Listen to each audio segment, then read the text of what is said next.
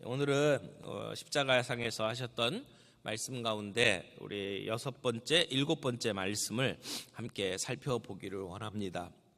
예수님이 오시기에 한 50년 전에 로마의 정치가였고 군인이었던 율리어스 카이사르, 시저라고도 하죠. 그가 전쟁에서 승리한 후에 로마 황실에 이런 편지를 썼습니다. 왔노라, 보았노라, 이겼노라. 이렇게 당당하고 자신만만하고 의기양양하게 왔노라, 보았노라, 이겼노라, 이렇게 편지를 썼습니다. 우리 현대인들은 모두 이런 성공적인 삶을 살고 싶어 합니다. 그래서 우리의 생애를 마감하는 순간에 아쉬움이 없이 잘 살았다, 그런 말을 하고 싶어 하죠. 그런데 잘 살았다라고 말할 수 있는 삶은 정말 어떤 삶일까요? 내가 어떻게 살고 내 인생을 마무리하면 잘 살았다고 이야기를 할까요? 예수님의 죽음은 비참한 죽음이었습니다. 30대 초반, 33살이라고도 하고요, 35살이라고도 하고요. 정확하지는 않습니다만은 30대 초중반의 나이에 저 황량한 언덕 위에서 가장 처참한 사형 도구로 십자가형을 받고 돌아가시면서 다 이루었다라고 외치셨다면 그 다 이루었다는 말이 도대체 무슨 말일까요? 무엇을 이루셨다는 말일까요? 다 이루었다. 우리말로는 두 마디입니다. 그런데 이 그리스어로는 한 단어입니다.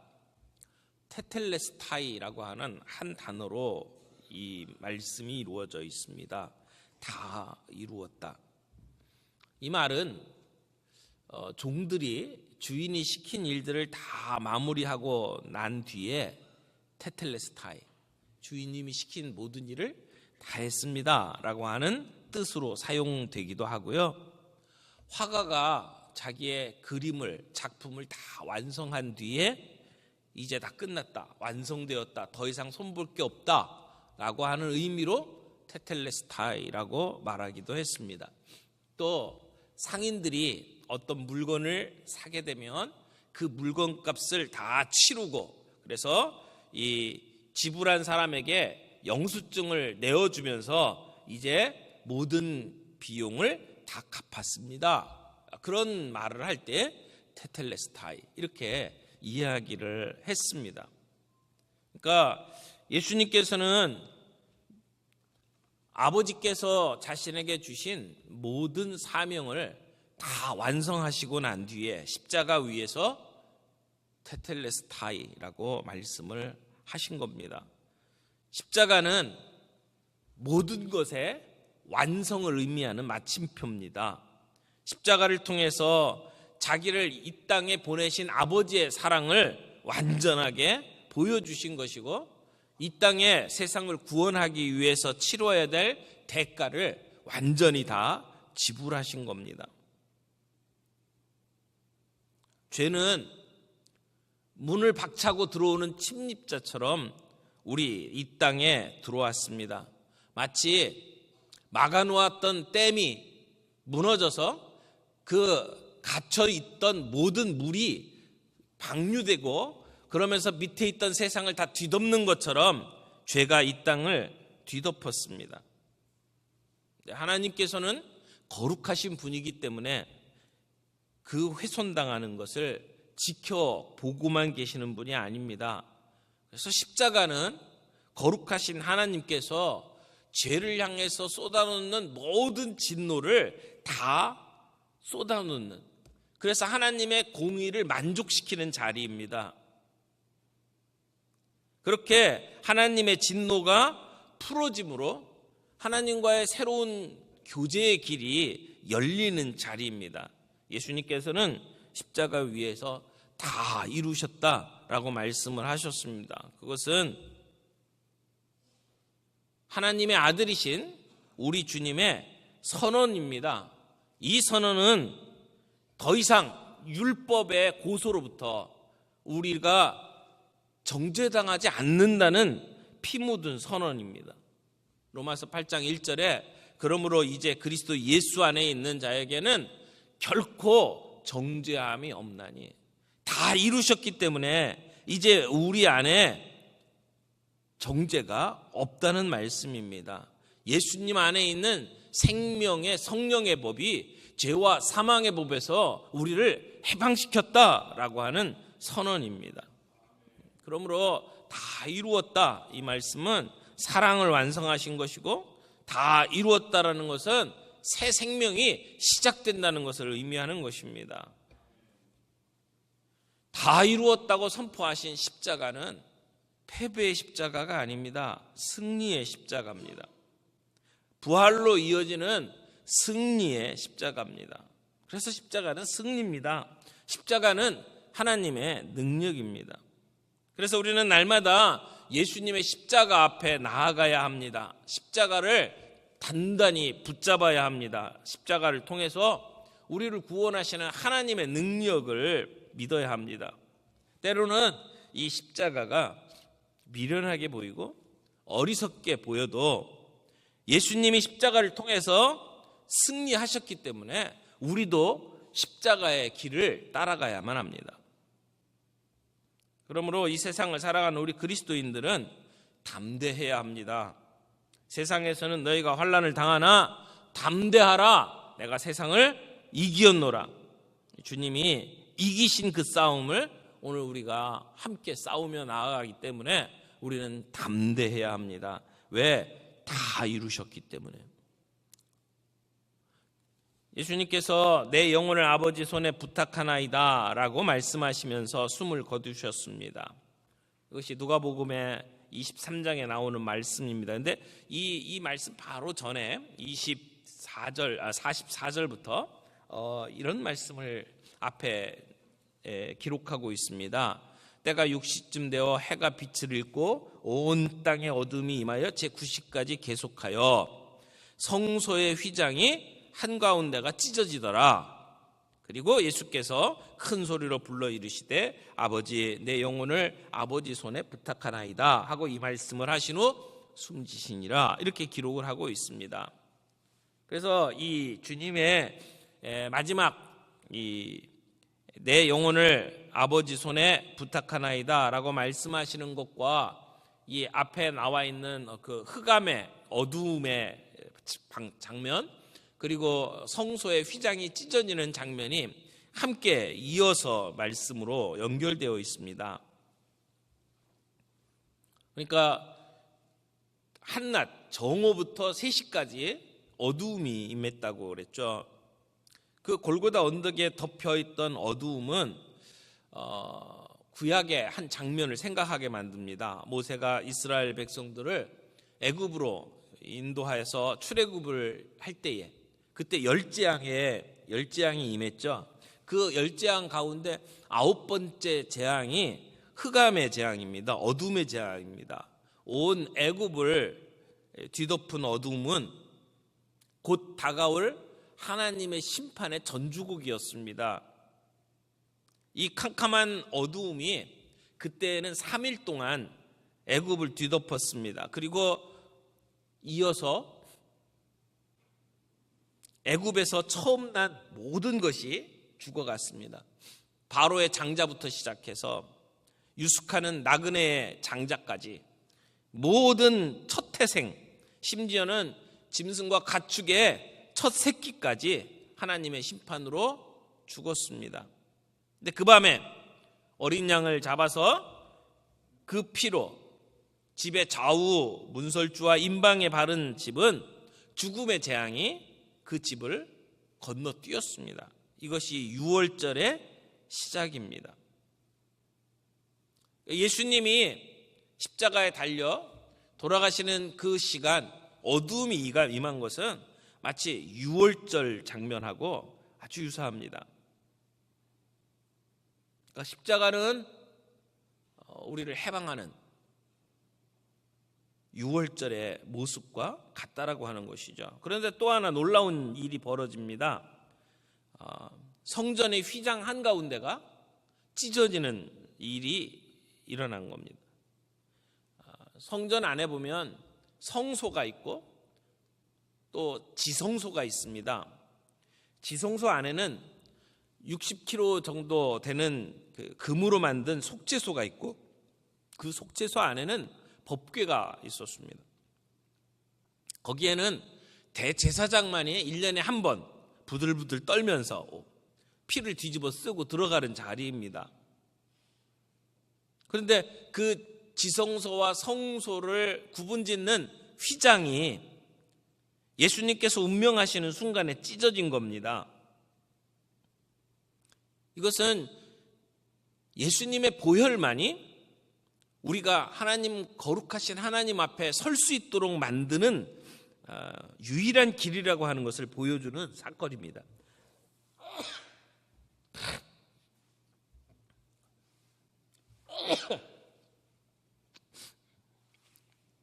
짐승을 잡아 죽여서 그 피를 가지고 그리고 짐승을 태워서 하나님께 올려드리는 그 연기 속에서 슬피 울면서 하나님 앞에 나아갈 수밖에 없던 우리 인간이 예수님의 십자가의 죽음으로 말미암아 이제는 하나님의 존전 앞에 당당하게 담대하게 들어갈 수 있도록 만든 사건입니다. 그 얘기는 더 이상 이 땅에 성전이 필요 없다는 것을 의미하는 것이기도 합니다. 예수님께서는 성전에서 드리는 마지막 제사를 드리신 분입니다. 예수님의 십자가 희생은 마지막 제물일 뿐만 아니라 단 한 번에 영원한 효과를 가지는 그러한 제물이 되신 것을 의미합니다. 그러므로 다시 더 이상 짐승을 잡아 죽이는 헛된 제사가 더 이상 필요 없다라고 하는 것을 보여주는 사건이기도 합니다. 근데 이 성전의 휘장이 찢어지는데 어떻게 찢어졌다고 이야기하냐면 위에서 아래로 찢어졌다고 이야기를 합니다. 우리 지금 읽었던 누가복음에서는 휘장이 찢어졌다라고만 표현을 하고 있는데 마태복음에는 이렇게 자세하게 기록을 하고 있습니다. 이에 성소 휘장이 위로부터 아래까지 찢어져 둘이 되고 땅이 진동하며 바위가 터지고, 그러니까 찢긴 방향이 위에서 아래로 찢어졌다는 겁니다. 성소 휘장이 굉장히 높습니다. 사람의 손이 닿지 않는 곳에 이 휘장이 시작됩니다. 사람이 휘장을 찢었다면 밑에서부터 찢어야 돼요. 근데 위에서부터 찢어졌다는 얘기는 사람이 한 게 아니라는 것을 분명하게 이야기를 하는 겁니다. 누가 했어요? 하나님이 하셨다는 겁니다. 하나님이 휘장을 찢고 모든 인간으로 하여금 하나님의 존전 앞에 나아갈 수 있도록 만드셨다는 것이죠. 예수님의 십자가의 죽음이 바로 그런 의미다라고 하는 것을 보여주는 사건이 휘장이 찢어진 사건입니다. 그리고 예수님께서는 아버지, 내 영혼을 아버지의 손에 부탁하나이다 라고 말씀하시고 떠나셨습니다. 예수님은 살아계실 때 하나님을 늘 전적으로 의지하면서 인생을 사셨습니다. 모든 일을 하나님께 맡기고 하나님의 뜻대로 살아가셨습니다. 그리고 이제 죽음 앞에서도 자신의 영혼을 하나님의 손에 맡기십니다. 살아 계실 때 늘 하나님과 동행하셨던 것처럼 죽음을 넘어서도 그렇게 하나님과 동행하시리라고 하는 믿음이 이 마지막 말씀에 잘 표현되어 있습니다. 그래서 이 가상칠언의 마지막 말씀은 자신의 영혼을 하나님의 손에 위탁한다는 내용입니다. 이 예수님의 마지막 모습은 우리가 살아가면서 본받아야 될 중요한 메시지를 담고 있습니다. 유대인들은 아이들이 잠들기 전에 날마다 하나님께 자기의 영혼을 맡기는 기도를 드렸다고 합니다. 잠 잘 때마다 하나님 우리의 영혼을 부탁합니다 라고 이야기를 하면서 잔다는 거죠. 이런 기도는 우리 사람들에게 깊은 확신과 평안을 제공해 줄 수 있습니다. 우리 성도들이 늘 잠을 잘 때마다 내 영혼을 하나님께 맡기는 것은 너무나 자연스러운 일입니다. 자기 영혼을 하나님께 맡길 수 있는 사람은 죽음도 아름다운 것이 될 수 있다고 생각을 합니다. 어떻게 보면 매일 눈 감고 잠을 자는 순간 우리의 영혼을 하나님께 맡겨드리고 아침에 눈 뜨고 깨어나는 순간 우리는 부활하는 것과 같습니다. 그러므로 하나님을 신뢰하는 사람은 잠자는 것을 두려워하지 않습니다. 죽음을 두려워하지 않습니다. 이러한 기도는 우리 주님뿐만 아니라 우리 모든 성도들도 동일하게 할 수 있는 기도라고 믿습니다. 우리 성도들도 주님처럼 나의 영혼을 주님께 맡겨드릴 수 있다는 것입니다. 그 모범을 첫 번째로 보여주신 분은 최초의 순교자였던 스데반입니다. 돌로 치는 유대인들 앞에서 그가 마지막 남겼던 메시지가 뭡니까? 예수님의 가상 7원 중에 마지막 메시지와 똑같습니다. 이 죄를 저들에게 돌리지 마옵소서라고 말했던 스데반이 주 예수여 내 영혼을 받으시옵소서라고 말하면서 세상을 떠났습니다. 스데반이 보여준 그 모범, 이제 우리가 뒤따라 살아가야 할 차례입니다. 우리에게 베풀어 주시는 구원의 메시지가 이 가상 7원 안에 있습니다. 동시에 우리가 따를 신앙의 이정표가 이 가상 7원 안에 있다고 믿습니다. 말씀을 맺겠습니다. 우리 예수님의 십자가는 모든 것을 다 이룬 승리의 십자가입니다. 그 십자가 때문에 우리가 죄의 용서함을 받았고 영생을 얻게 되었습니다. 그러니까 십자가는 실패의 십자가가 아닙니다. 그냥 고통의 십자가가 아닙니다. 부활로 이어지는 승리의 십자가입니다. 그러므로 우리는 날마다 십자가를 붙들어야 합니다. 십자가를 통해서 우리를 구원하시는 하나님의 능력을 붙잡고 나아가야 합니다. 그러므로 담대해야 합니다.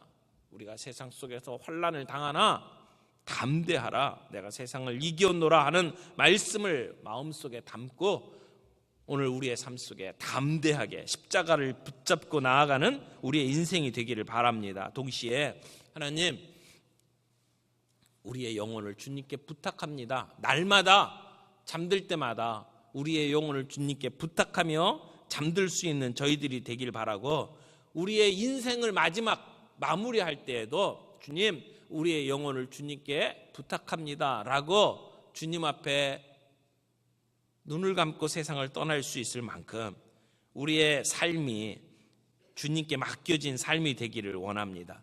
그래서 죽음을 두려워하지 않는 우리의 인생으로 우리가 살아갈 수 있기를 바랍니다.